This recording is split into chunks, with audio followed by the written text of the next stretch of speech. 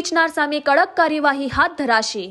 Deodar division વિસ્તારમાં 10 જેટલા કેસો કરી કાયદેસરની કાર્યવાહી શરૂ કરી।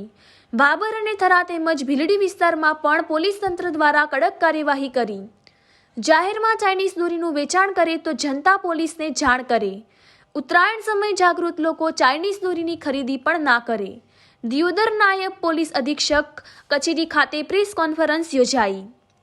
ચાઇનીઝ દોરીનું વેચાણ કરતા વેપારીઓ સામે પોલીસ તંત્ર કરશે લાલ આંખ। અલગ અલગ જગ્યાએ કેસો નોંધાયા છે।